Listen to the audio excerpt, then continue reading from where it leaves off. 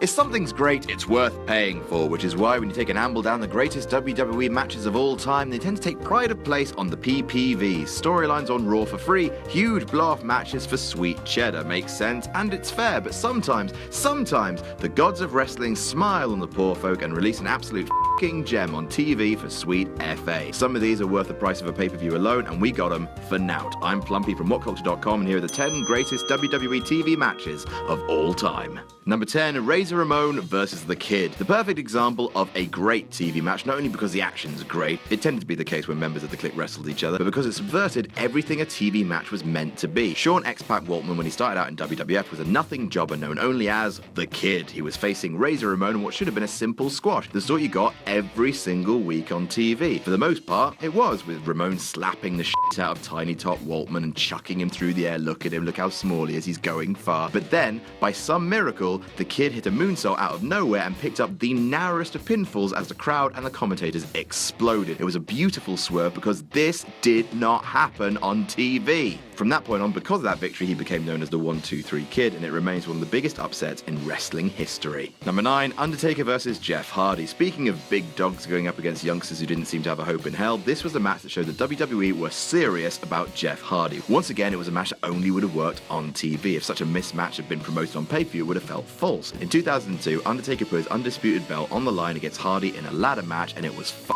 bliss. One of the best ever ladder matches in terms of the psychology of offense, with Hardy using speed and innovation to take the big evil dead Brian. Taker mauled Jeff, but he endured and proved that sometimes losing gets you over more than winning. Climb the ladder, kid. Make yourself famous, screamed JR as Jeff came fingertips away from winning the championship. After the match, Taker even raised Jeff's hand as the ultimate sign of respect. Number 8, TLC 3, Smackdown. TLC matches on free TV are odd beasts. I mean, why? Why do you do this? I will pay you. I have the money here, but no, there's been a grand total of 5 TLC matches on free TV, but the first one was the best. TLC 3, May 2001 on Smackdown. Chris Jericho and Chris Benoit defended the WWF Tag Team Championship in a fatal 4-way against Edge and Christian, the Hardy Boys, and the Dudley Boys. It was, as you'd expect from an 8-man TLC match, pure, unadulterated monkey carnage. For 20 minutes, 5 minutes longer than the match at WrestleMania X7, they brutalized each other, including a terrifying headbutt from Benoit to the outside and a silly nonsense leapfrog leg drop from Jeff Hardy from one ladder over another ladder through the announce table for free on a Thursday night. Number 7, Sami Zayn versus Cesaro, 2 out of 3 falls. I'm counting NXT as TV, and if you disagree, do please let me know at Jack the Jobber on Twitter. Some wrestlers just have chemistry. They go together like Rama Lama Lama Kadinga da Ding da Dong. Sami Zayn and Cesaro are 2 such wrestlers who had a mini war on NXT in 2013, an underdog versus veteran rivalry akin to Ramon and the 1-2-3 Kid. The best match they had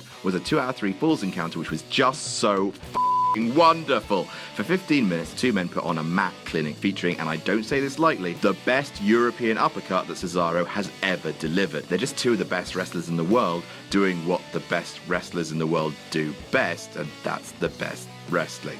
Number 6, Shawn Michaels and Diesel versus Razor Ramon and the 1-2-3 Kid. WWF Action Zone was an hour-long show that may have only ran for 30 episodes in the mid-90s, but had at least one stone-cold bastard classic, with HBK and Big Daddy Cool putting their tag belts on the line against the bad guy and the 1-2-3 Kid in the main event of only the 2nd ever episode. Yep, it was an all-Kliq love affair, which means that I on principle should find it insufferable, but fuck my balls, it's good. Action everywhere. Diesel bumping for the f***ing 1-2-3 Kid, lightning-paced tags, double team moves, and about 10 consecutive near-fall moments with Michaels kicking out the last possible moment. It's the very definition of a hidden gem. Number 5, John Cena versus Shawn Michaels, aka that really, really long one. This total son of a bitch. A rematch from their excellent WrestleMania 23 main event went for 45 goddamn minutes of pure drama. The story of the match was HBK's hurt lower back, with him writhing in agony after every huge move, but still finding a way to endure. Cena as the Predator, Michaels as the Prey, the unbearable tension as the match entered its 40th minute. Finally, Michaels put Cena away with sweet chin music, and the crowd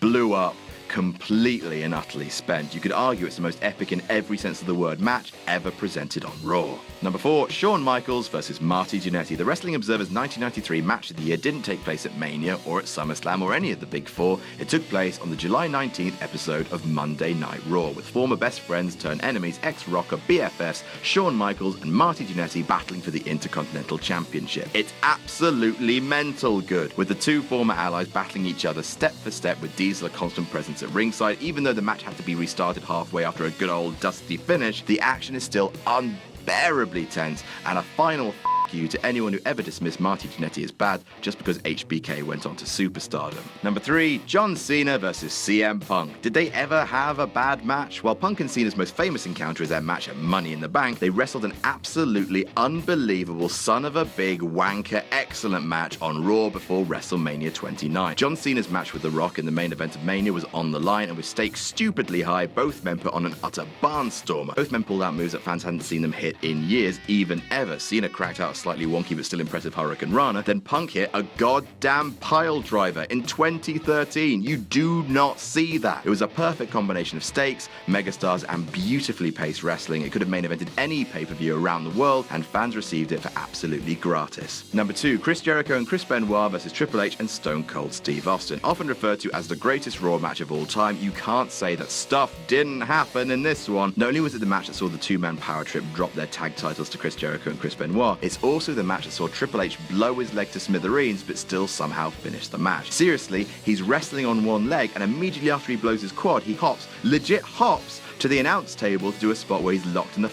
walls of Jericho. It's 15 minutes of glory with the crowd molten hot throughout. Seriously, don't listen to me, just find it and watch it. And number 1, Brock Lesnar versus Kurt Angle, the Iron Man match. Obviously it is. How could it not be? In 2003, two of the best wrestlers of their generation went 60 minutes with 9 falls and more drama than any man knows what to do with. Tense, dramatic, infuriating, triumphant, and somehow compelling for an entire goddamn hour. It's utterly inconceivable that this didn't main event a pay-per-view, a random Smackdown in September of 2003. Like, actually, almost, how dare it? Not only is it my personal favorite match of all time, it's the best damn WWE TV match ever broadcast.